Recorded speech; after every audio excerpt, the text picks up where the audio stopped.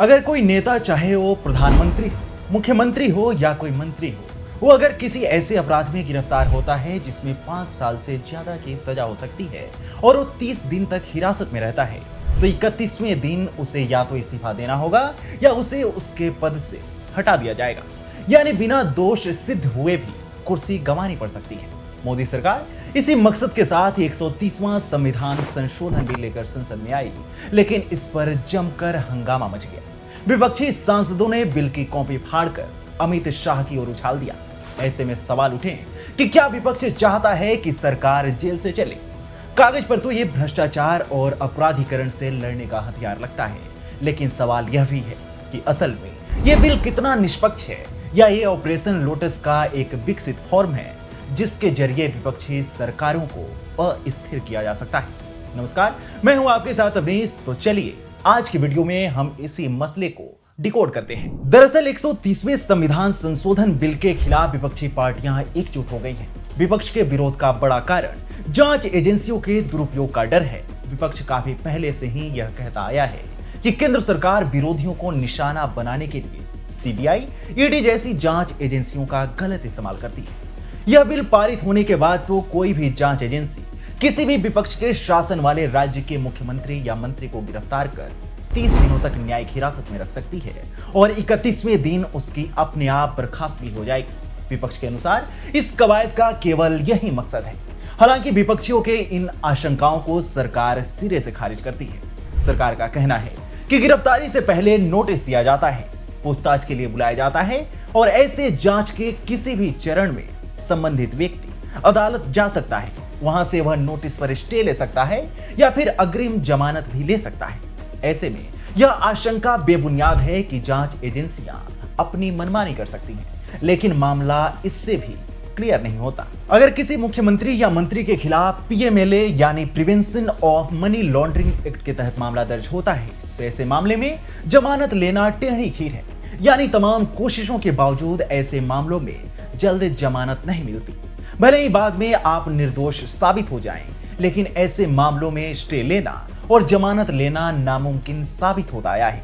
अब सोचिए, अगर कोई विपक्षी मुख्यमंत्री या मंत्री को पीएमएलए के तहत गिरफ्तार कर लिया जाए, तो इस बात की पूरी संभावना है कि 30 दिन तो पक्के जेल में बीतेंगे, फिर 31वें दिन उसकी कुर्सी चली जाएगी। इन 30 दिनों के भीतर विपक्षी राजनीतिक पार्टियां राज्य की राजनीति में उथल पुथल मचा सकती हैं। कुछ विधायकों को तोड़ मरोड़ कर अपनी तरफ कर सकती हैं और यह भी हो सकता है कि 31वें दिन मुख्यमंत्री का इस्तीफा हो या उन्हें हटाया जाए और राज्य में दूसरी पार्टी की सरकार देखने को मिले। अरविंद केजरीवाल मामले से पहले देश की राजनीति में आजादी के 75 साल बाद तक ऐसा कभी नहीं हुआ था कि गिरफ्तारी के बावजूद किसी मंत्री या मुख्यमंत्री ने इस्तीफा न दिया हो और जेल से ही सरकार या मंत्रालय चलाया हो। लेकिन हाल के वर्षों में दिल्ली में पहली बार ऐसा देखने को मिला। पहले केजरीवाल के मंत्रियों की गिरफ्तारी हुई और फिर केजरीवाल भी गिरफ्तार कर लिए गए। केजरीवाल तिहाड़ जेल में रहे, लेकिन मुख्यमंत्री पद से इस्तीफा नहीं दिया। इसे लेकर जब बहस छिड़ी तो आम आदमी पार्टी ने केजरीवाल पर लगे आरोपों को राजनीति से प्रेरित बताया, उनकी गिरफ्तारी को साजिश बताया और उनके इस्तीफे से इनकार कर दिया। इस मामले को जब दिल्ली हाई कोर्ट में चुनौती दी गई तो कोर्ट की ओर से भी यह कहा गया कि संविधान में इसे लेकर स्पष्टता नहीं है कि गिरफ्तारी की सूरत में मंत्री या मुख्यमंत्री को त्यागपत्र देना चाहिए या नहीं।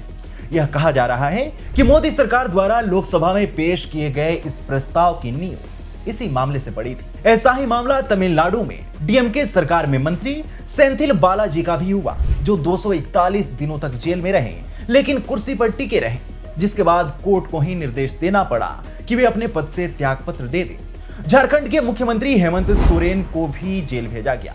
वो कई महीनों तक जेल में रहे, लेकिन कोर्ट ने बाद में जांच एजेंसियों पर सवाल उठाए और उन्हें जमानत मिल गई। इन मामलों का उदाहरण देते हुए सोशल मीडिया पर यह बहस तेज है कि मोदी सरकार द्वारा लाया गया ये बिल विपक्षी नेताओं को निशाना बनाने का हथियार बन सकता है। विपक्षी दलों का आरोप है कि यह बिल केंद्रीय एजेंसियों को और ताकतवर बनाएगा, जो पहले से ही विपक्षी नेताओं को टारगेट करने के लिए बदनाम है। कांग्रेस ने इसे लोकतंत्र के लिए खतरा बताया है।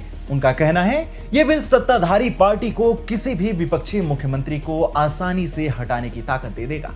वहीं सत्ताधारी पार्टी की ओर से कांग्रेस के दोहरे चरित्र पर भी सवाल उठाया जा रहा दरअसल एक दफा सुप्रीम कोर्ट ने एक फैसला सुनाया था जिसमें 2 साल या उससे अधिक की सजा मिलने पर विधानसभा या संसद के सदस्य की सदस्यता तुरंत चले जाने का जिक्र था। लेकिन मनमोहन सिंह की तत्कालीन सरकार सुप्रीम कोर्ट के इस फैसले को पलटने के लिए अध्यादेश लेकर आ गई। तब राहुल गांधी अपनी ही सरकार के खिलाफ खड़े हो गए थे और उस अध्यादेश की कॉपी फाड़ दी थी। तब वे भ्रष्टाचार के खिलाफ थी और ऐसे नेताओं पर कार्रवाई के पक्षधर थे। लेकिन अब जब मोदी सरकार इसी से संबंधित संशोधन संविधान में करना चाह रही है तो कांग्रेस पार्टी और राहुल गांधी की ओर से इसका भारी विरोध किया जा रहा है। सवाल यह भी उठता है कि अगर ये बिल इतना ही निष्पक्ष है तो क्या ये सत्ताधारी पार्टी के मंत्री और मुख्यमंत्रियों पर भी लागू होगा?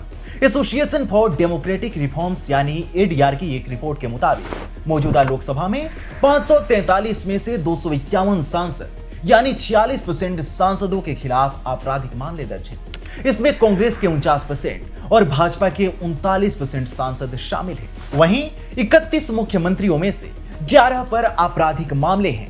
ऐसे में पासा कहीं भी पलट सकता है। इन बिलों के दुष्परिणाम गंभीर हो सकते हैं। पहला, यह बिल बिना दोष सिद्ध हुए ही मुख्यमंत्री या मंत्री को पद से हटाने की ताकत देता है, यानी सिर्फ आरोप और हिरासत के आधार पर किसी चुने हुए नेता की कुर्सी छीनी जा सकती है। दूसरा, केंद्रीय एजेंसियों जैसे ईडी और सीबीआई पर पहले से ही पक्षपात के आरोप हैं। अगर इन बिलों का दुरुपयोग हुआ तो विपक्षी सरकारों को अस्थिर करना आसान हो जाएगा। तीसरा, यह बिल जनता के जनादेश को कमजोर कर सकता है। अगर कोई चुना हुआ मुख्यमंत्री सिर्फ आरोपों के आधार पर हटाया जाता है तो यह भी जनता को कतई पसंद नहीं आएगा। हालांकि संविधान में ये प्रावधान संविधान के अनुच्छेद 75, 164 और 239 ए में संशोधन करके लागू किए जाने हैं। बिलों में यह भी साफ है कि जमानत मिलने के बाद पार्टी चाहे तो उस नेता को फिर से नियुक्त कर सकती है। अब सवाल यह है कि आखिर सरकार ने मानसून सत्र के अंतिम दिन इस संविधान संशोधन बिल को पेश करने का फैसला क्यों लिया? आमतौर पर ऐसा नहीं होता कि बिल के लिस्टिंग में ही यह कहा जाए कि इसे जेपीसी को भेजा जाएगा। यानी सरकार की मंशा शुरू से ही यह थी कि इस पर सभी दलों की सहमति चाहिए। अगर सहमति नहीं बनती है तो विपक्ष को ही जवाब देना होगा कि वह राजनीति में नैतिकता के इस मुद्दे पर समझौता क्यों कर रहा है। आपको बता दें, यह एक संविधान संशोधन विधेयक है और इसे पारित करने के लिए 2/3 बहुमत की आवश्यकता होती है, जो कि सरकार के पास नहीं है। इसका अंकगणित अलग होता है, यानी बिना विपक्ष के सहयोग के यह बिल पारित हो ही नहीं सकता। ऐसे में आने वाले समय में चीजें क्या होंगी, इस पर सभी की नजरें टिकी हुई हैं। इस मसले पर आपके क्या विचार हैं, हमें कमेंट सेक्शन में जरूर बताएं। साथ ही वीडियो को लाइक करें और चैनल को सब्सक्राइब करें।